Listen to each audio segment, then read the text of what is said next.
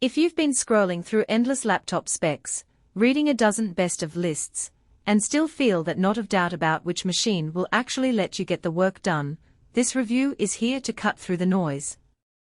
Link is in the description if you want to check the product details on Amazon. I've spent the last few days testing the HP ZBook Fury G11 in a couple of real-world setups, one as a portable CAD workstation for a small architecture firm, the other as a field-ready video editor on a construction site. So let's see if it lives up to the hype, or if you'd be better off looking elsewhere.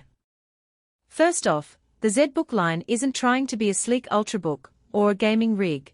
It's a mobile workstation built around the idea that you need desktop-class reliability when you're away from the office. That means the internals are geared toward sustained workloads, not just short bursts of speed.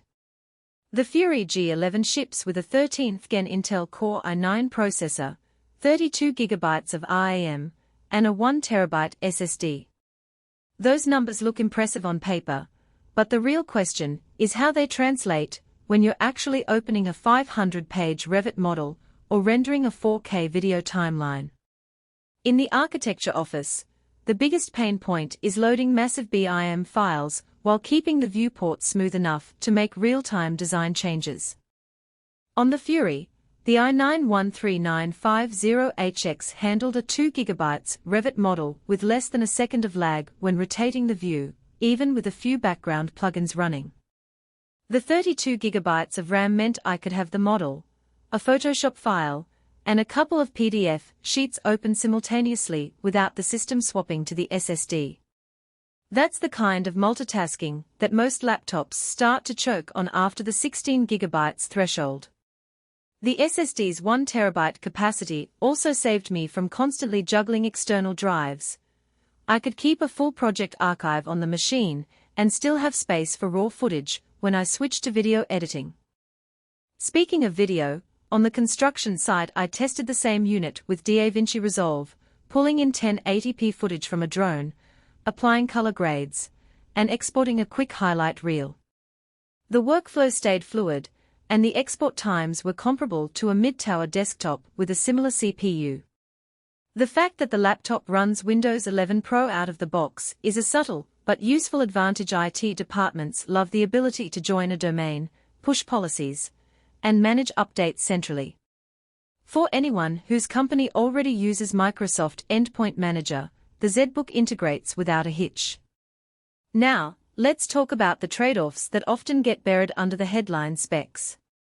The Fury weighs just over 6 pounds and sits at about 2.5 inches thick. That's heavier than a typical 15-inch ultrabook, so you'll feel the heft if you're carrying it between meetings all day. Battery life is another practical consideration. Under a mixed workload of CAD and video editing, the 94Wh cell gave me roughly 5 hours before the charger was needed. In a conference room with a power outlet, that's fine, but if you're planning a full day of field work without plug access, you'll need a spare battery, or a power bank that can handle the wattage. Thermal performance is where the workstation philosophy shows up. The Fury's cooling system keeps the CPU clocked high for extended periods, but you'll notice the fans spin up noticeably when you start a render. The noise level isn't splitting, but in a quiet studio environment it can be a mild distraction.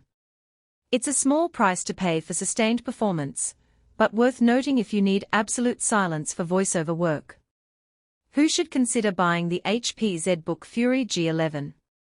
If you're a professional who runs ISV-certified applications, think AutoCAD, SolidWorks, Adobe Premiere, or Maya, and you need a machine that can handle those workloads while you travel, this laptop checks the boxes.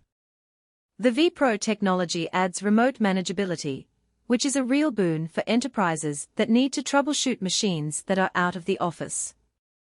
The 16-inch WUXGA display, with its 1920x1200 resolution, gives you a bit more vertical real estate than a standard 1080p panel, making long spreadsheets and code windows easier to read without scaling everything up. On the flip side, if your primary use case is web browsing, streaming, or casual gaming, you're probably paying a premium for capabilities you'll never tap. The same performance could be achieved on a less expensive consumer laptop with a comparable CPU, especially if you don't need the workstation certifications or the extra RAM that comes standard on the Fury. Likewise, if you prioritize ultralight weight and all-day battery life for travel, a thin and light laptop from the Ultrabook segment may serve you better. One practical strength that often gets overlooked is the modularity of the ZBook.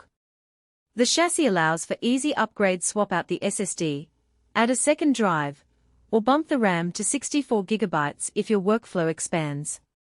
That future-proofing means the initial investment can stretch over several years, which is a tangible value proposition beyond the raw specs. The downside here is the cost of those upgrades. HP's proprietary parts can be